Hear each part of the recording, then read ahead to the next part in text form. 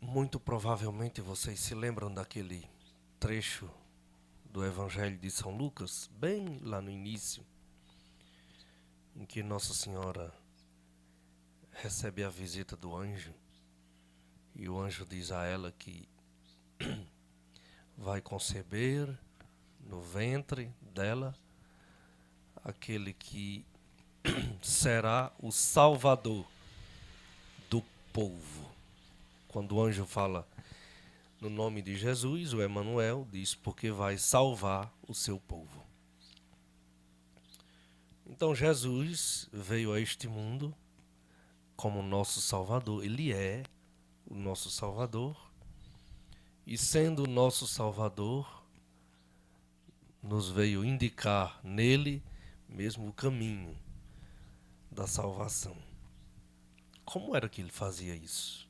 No tempo em que viveu por aqui, por esse mundo. Como foi que ele fez isso? Ele fez isso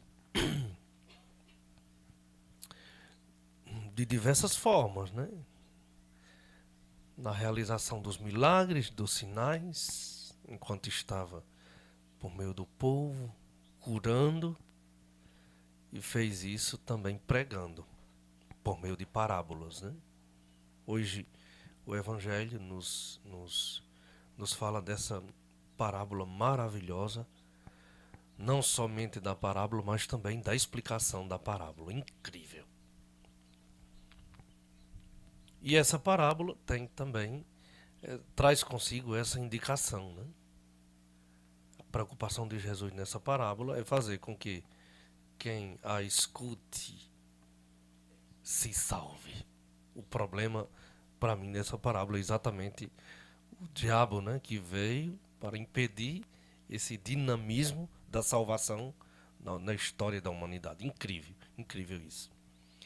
Agora, em relação a essa parábola aqui, Jesus poderia, segundo a minha cabeça pobre, né? Jesus poderia ter poderia ter sido muito mais simples, né? É tanto terreno para dizer que muitos não acolhem. Diversidade de terreno. Pedras, espinhos, né? Terra não muito boa, beira de estrada aí. Poderia ter sido simples, né? Numa palavra poderia ter dito que muita gente não acolhe o mistério da salvação na sua pessoa, anunciado, né, por ele. Mas Jesus é muito mais realista do que a gente. É muito mais realista e muito mais profundo. Por que realista e profundo? Porque a realidade é essa. Não existe um motivo somente pelo qual o ser humano feche o seu coração diante de Deus. São muitos motivos. Muitos, inúmeros. E esses 4 terrenos aí nos indicam, na verdade, concentram, a meu ver, esses inúmeros motivos, né? Incrível isso. A palavra parece que acabou de ser escrita, né? Saiu do forno. A gente vive, às vezes, invadido por tantas preocupações que vão sufocando de fato na nossa vida essa presença de Deus, ou esse mistério maravilhoso da graça de Deus que nos liberta e que nos salva. A gente vive no meio de um turbilhão de situações que nos impedem, na verdade, essa vivência serena do encontro com o Salvador.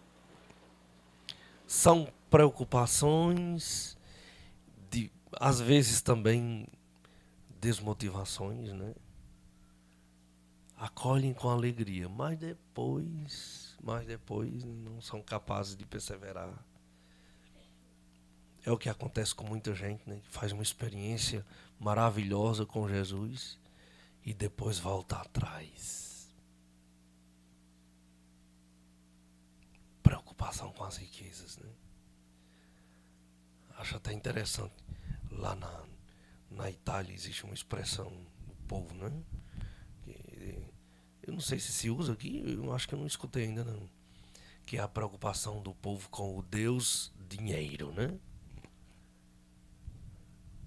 O povo vive correndo atrás disso.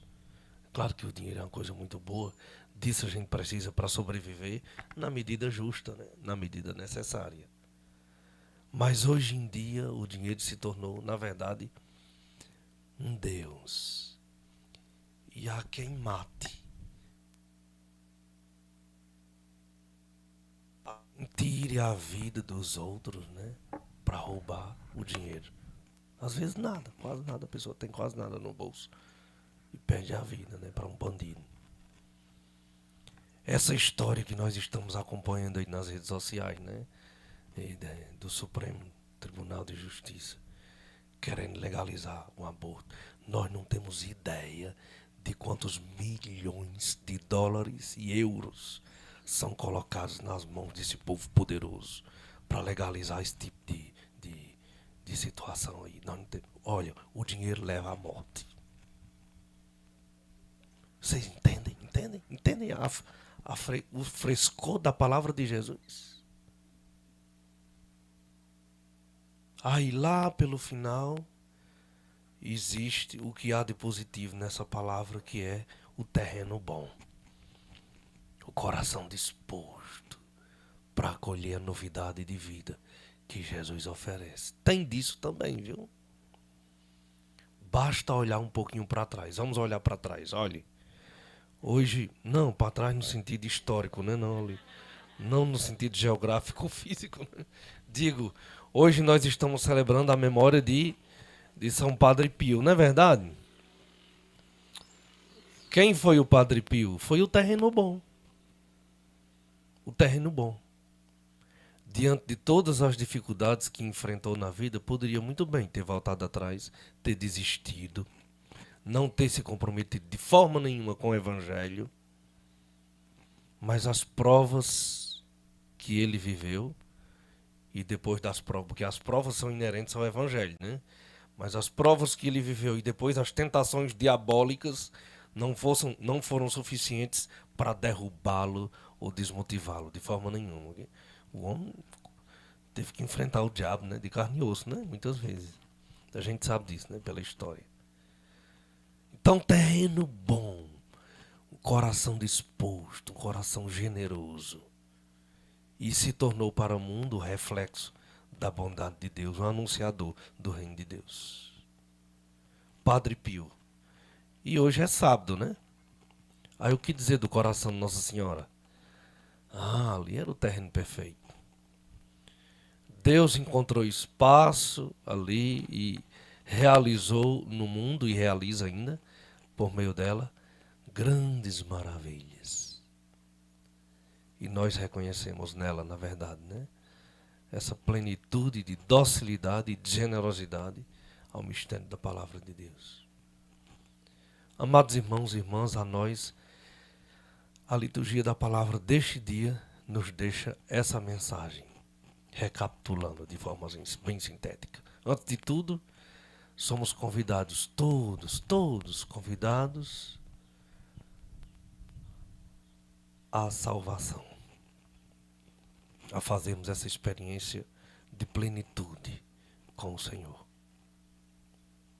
Essa é a meta da nossa vida. Para atingirmos esta meta, é necessário um instrumento, um terreno, cuidar do terreno, que está aqui. Todos nós sabemos. A gente sabe muito bem como é que está o terreno, né? Mas é preciso prepará-lo. Existe o terreno e neste terreno é preciso que nós utilizemos um pouco de inteligência para elegermos aquilo que é, de fato, essencial na vida da gente. As preocupações existem, as tentações existem, as quedas existem, as dificuldades existem, mas nada disso deve ser suficiente para tirar a gente do foco da meta para a qual o Senhor nos criou e para a qual existimos, que é a salvação. Então, por intermédio de São Padre Pio e da Virgem Maria, Peçamos ao Senhor a graça de um coração capaz de acolher a palavra, um coração capaz de ser generoso, de responder à altura a esse convite que a palavra mesma dirige a cada um de nós. Peçamos ao Senhor a graça da generosidade, da fidelidade e, sobretudo, da perseverança, para que a gente alcance essa meta, a meta para a qual o Senhor nos chama, pela qual Ele mesmo viveu, para a qual somos destinados, a salvação eterna. Vamos pedir esta graça ao Senhor, apresentando a Ele os nossos pedidos.